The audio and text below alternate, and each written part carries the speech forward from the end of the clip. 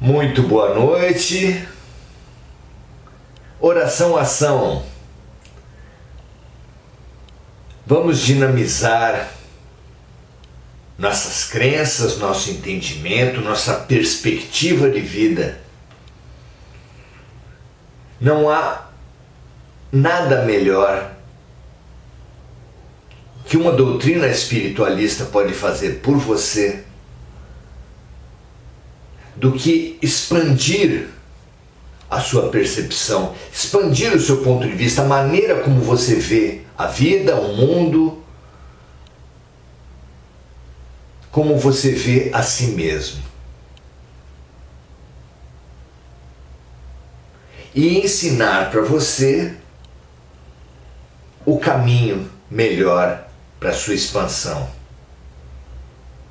É a trilogia: conhecimento, autoconhecimento e prática do bem.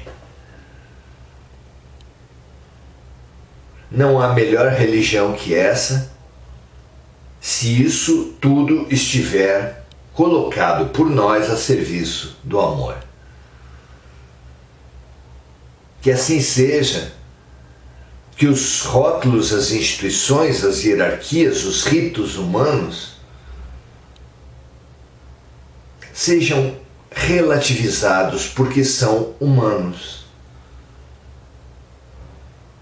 Enquanto que o conhecer-se em profundidade, o conhecer em profundidade a vida, a prática do bem, é Deus, é o caminho para o amor.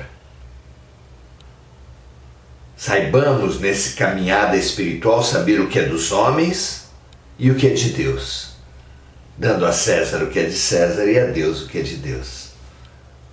Vamos lá? Hoje vamos pesquisar um pouco mais essa relação corpo e alma, à luz de doutrinas, à luz de teorias que se fazem a respeito da relação da alma e do corpo. Foi isso que Kardec trouxe aos espíritos para verificar a veracidade, a procedência de algumas visões que os homens possuem a respeito da alma e do corpo. Vamos lá? São as questões 141 e 142 de O Livro dos Espíritos. Estão prontos para mais uma viagem? 141 e 142 de O Livro dos Espíritos. A gente sugere aos amigos que consultem o seu exemplar ou adquiram um exemplar e consulte a respeito dessa nossa caminhada, dessas nossas reflexões, para consolidar esse aprendizado dentro da sua compreensão, dentro do seu coração. Vamos lá então? A questão 141 diz assim: Kardec perguntando aos espíritos de luz: é correta a opinião dos que pensam que a alma é externa e envolve o corpo físico? Há muito tempo, no Oriente, se detectou, se percebe a aura, que é uma manifestação, que é uma energia que está à volta do nosso corpo físico e que alguns paranormais conseguem perceber. A aura fala muito de quem nós somos, de como nós estamos, porque ela tem cores, ela tem intensidade, que estudadas fazem um diagnóstico maravilhoso a nosso respeito. Certamente a medicina do futuro vai levar muito em consideração a aura para os diagnósticos, assim como a emissão de energias que harmonize as nossas energias doentias, vão ser instrumentos de cura. Já são e vão ser reconhecidos e sistematizados a ponto de ser dos principais remédios, dos principais tratamentos da medicina do futuro. Que assim seja, que cada vez se imploda mais essa divisão de ciência e religião, os dogmas, tanto da religião quanto os dogmas da ciência materialista. A mente humana não precisa dos dogmas, seja de um lado, seja do outro. Precisamos de uma expansão sem fronteiras. Vamos, dentro dos nossos limites, caminhando para isso aqui também. Então é correta a opinião dos que pensam que a alma é externa e envolve o corpo físico? A alma não está aprisionada ao corpo físico, como um pássaro na gaiola. O corpo não prende a alma. Continuam os espíritos. Ela se irradia e pode se manifestar fora do corpo, como a luz através de um globo de vidro ou como o som em torno de uma fonte sonora. Já dissemos isso, mas é bom sempre lembrar que a toda noite, quase todas as noites, as pessoas em geral, ao dormir, têm o seu espírito se desprendendo parcialmente do corpo. O desprendimento total só ocorre com a morte. Mas o desprendimento parcial, em que o espírito sai do corpo, como um escafandrista, não sei se vocês já viram essa figura, mergulhadores que, ao invés de garrafas de oxigênio nas costas, são ligados ao barco por um cano que fornece oxigênio para ele. Então o barco empurra oxigênio através de bombas por um encanamento flexível de borracha que leva o oxigênio para o mergulhador. Essa é uma figura muito interessante para entendermos a viagem espiritual, a viagem astral, já que o corpo fica dormindo numa cama, o espírito é projetado para fora e entre os dois há o cordão de prata, que nem é uma corda propriamente, nem é do metal prata, mas é prateado, é um cordão energético que, vamos dizer assim, concentra os fios de ligação entre corpo e alma. Em André Luiz fica claro que a nossa ligação entre corpo espiritual e corpo físico é feita célula a célula. Imaginem vocês quantas células temos, quantas serão essas ligações entre corpo físico e corpo espiritual, e o que acontece quando eles se distanciam. É claro que eles, ao se distanciarem, se unem, se agregam, como a constituir uma única ligação. Então, os muitos milhares de fios que ligam o corpo físico ao corpo espiritual, célula a célula. Quando se distanciam, eles se unem por afinidade, por uma energia, como se fosse um ímã, e essa união dos milhares e milhares de fios que unem as células do corpo físico às células do corpo material, do corpo espiritual, porque o corpo espiritual também é matéria, uma matéria mais quintessenciada, mais diluída, mais etérea, mas é matéria ainda.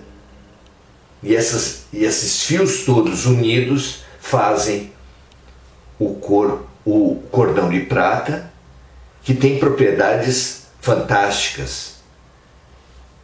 Emite as sensações do corpo físico ao corpo espiritual e dali ao espírito, mas também transmite as ordens, as determinações que vêm do espírito e que chegam ao corpo físico.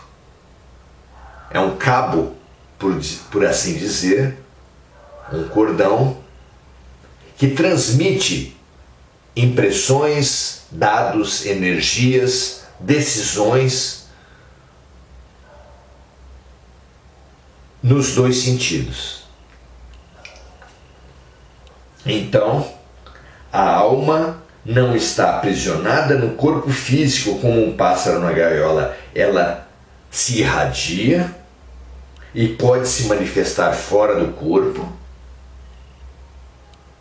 como a luz através de um globo de vidro, ou como um som em torno de uma fonte sonora. O som não é completamente abafado por um vaso, por uma estrutura que envolva a fonte sonora. O som se propaga, atravessa as paredes, atravessa toda a estrutura que o envolver, até certos limites, e de forma que algo é ouvido do que a fonte sonora propaga para além das estruturas que a envolvem. Então, ele se transmite, o som se transmite, a luz se transmite para além dos vidros, o som se propaga para além das paredes, dos móveis que envolvam a fonte sonora. É uma comparação que os espíritos usam para nos dizer como o princípio espiritual, como o espírito emana, irradia-se para além do corpo. É nesse sentido, dizem os espíritos, que se pode dizer que a alma é externa, mas nem por isso ela é um envoltório do corpo. A alma não é uma roupa do corpo, o corpo é uma roupa da alma. Mas como a alma tem essa propriedade energética, essa propriedade luminosa, inclusive, ela se irradia para além do corpo. A alma possui dois veículos para sua manifestação. O primeiro é o perispírito, o corpo espiritual, composto por uma matéria sutil e leve. O segundo é o corpo físico, composto por matéria grosseira e pesada. A alma é o centro desses dois corpos, como um embrião o é numa semente, conforme já o dissemos. Muito interessante imaginarmos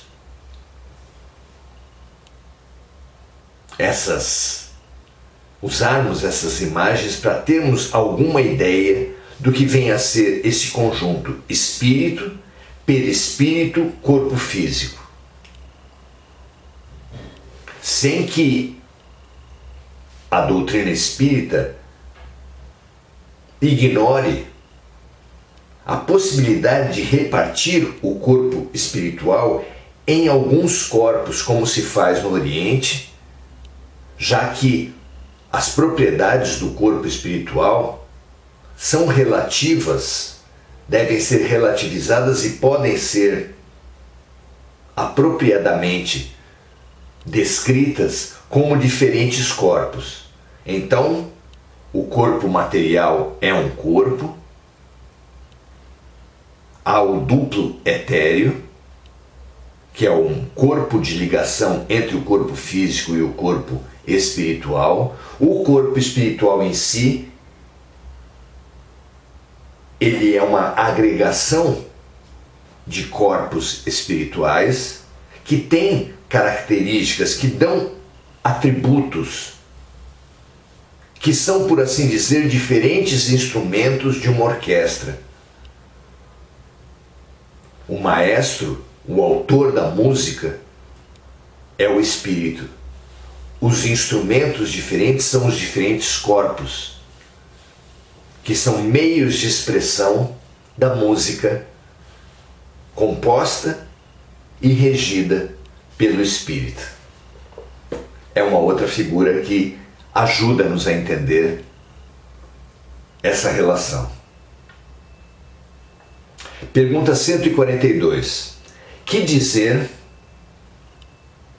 da teoria segundo a qual a alma, numa criança, vai se completando a cada período da vida? Então, há estudiosos do espírito que dizem que a alma, dizem que a criança vai se amadurecendo, que o amadurecimento de um ser através da infância, da adolescência, chegando à idade adulta, acontece porque a alma vai se completando no decorrer do tempo. É essa pergunta que Kardec faz aos espíritos. E a resposta é a seguinte: um espírito, o espírito é um só e está completo tanto na criança quanto no adulto. Uma criança tem um espírito completo. Não é verdade que ele vai se completando ao longo do tempo.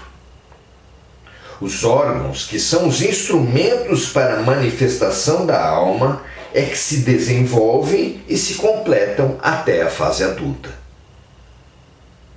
Ainda nesse caso é colocar a consequência antes da causa. Então, a expressão limitada que um espírito completo apresenta no bebê, na criança, essa expressão limitada é fruto da limitação do corpo. O corpo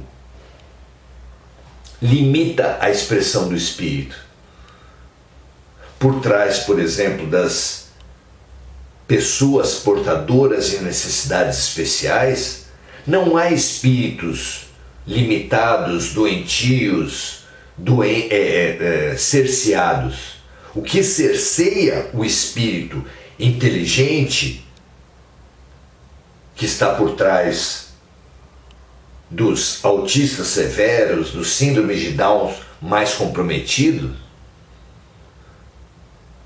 o que os limita é um arcabouço, é um instrumento de expressão, um corpo deficitário. Mas o espírito é lúcido. O espírito, quando dorme, experimenta essa libertação. E ali ele tem uma maior consciência do aprisionamento que ele vive.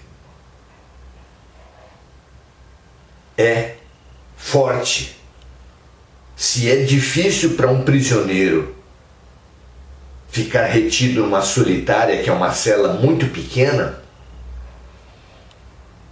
mais difícil ainda é para um espírito de pessoas portadoras de necessidades especiais viverem na prisão do corpo. E se assim acontece, é por inúmeros fatores, entre os quais um deles é pelo mau uso da mente. Muitos são os espíritos que têm um talento, têm uma capacidade, têm uma mente poderosa, mas usam esse poder para o egoísmo, para a violência, para a dominação. E quando passam de um certo limite, quando, além de passar de um certo limite, recusam as oportunidades de se regenerar, de se recuperar, que são dadas a todo momento para todos nós, se ele teima demais na prática do egoísmo, da violência, do mal, com sua mente, pode ser que ele numa encarnação seguinte venha com alguma espécie de embotamento, com um aparelho cerebral incompleto, que limita demais a sua expressão. E por que isso aconteceria? Porque uma pessoa que desperdiça a mente com o egoísmo precisa revalorizar a mente. E a gente, muitas vezes, só valoriza aquilo que a gente perde, aquilo que é limitado na gente. Então há um processo terapêutico para o indivíduo que vive, que é mergulhado na carne com um aparelho carnal, corpóreo, limitado. Tudo é terapêutico, nada é punitivo, como os homens imaginam.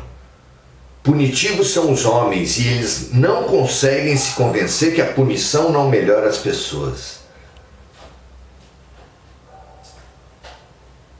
Nós continuamos achando por toda parte que quem errou tem que ser punido, mas não é verdade.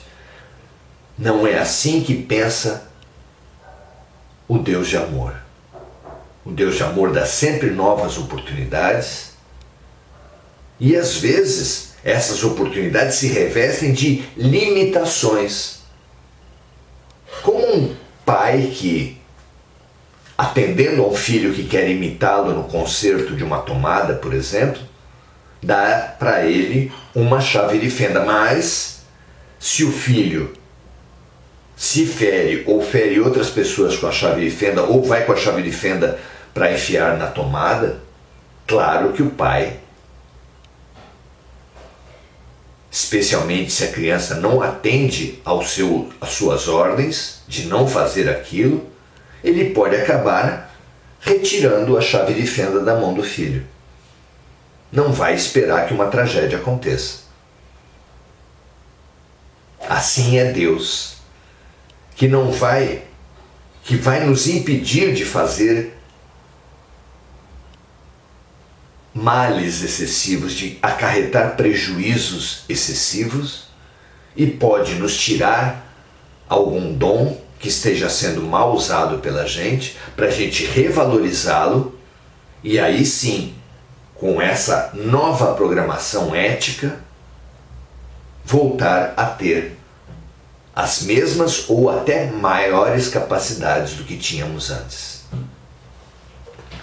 É muito bonito vislumbrarmos, claro que não temos a resposta para tudo, mas vislumbrarmos essa compreensão maior da evolução, da vida, do papel de Deus, do papel do corpo e da alma, nos ajuda muito nesse processo de compreensão, de autocompreensão, e no papel também que nós temos frente a essas pessoas portadoras de necessidades especiais, que merecem toda a nossa consideração, todo o nosso carinho, todo o nosso respeito e todo o nosso esforço científico para que possa transcender os limites que lhe foram colocados.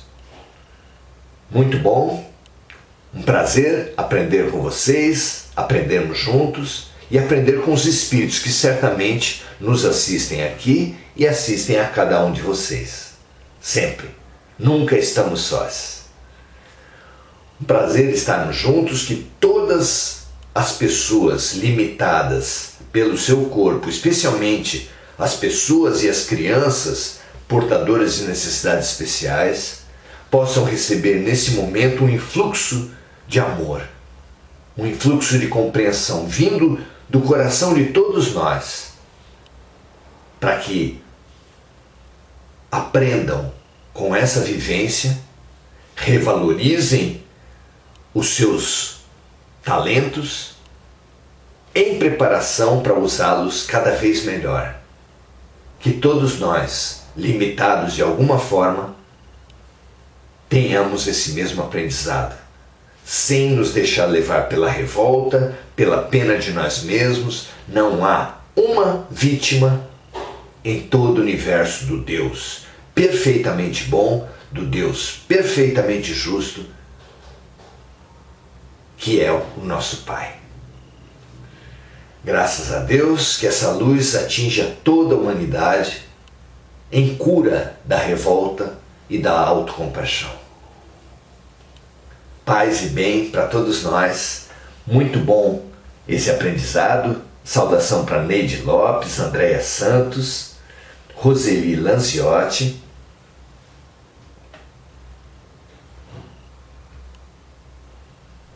Maria José Sobral. Muito bom estarmos juntos. Que esse estudo cada vez mais nos expanda a compreensão, nos capacite para irmos cada vez mais longe. Paz, muita paz e bem, muito bem para todos nós. Até amanhã, 18 horas, em mais uma expansão de consciência para todos nós. Até amanhã.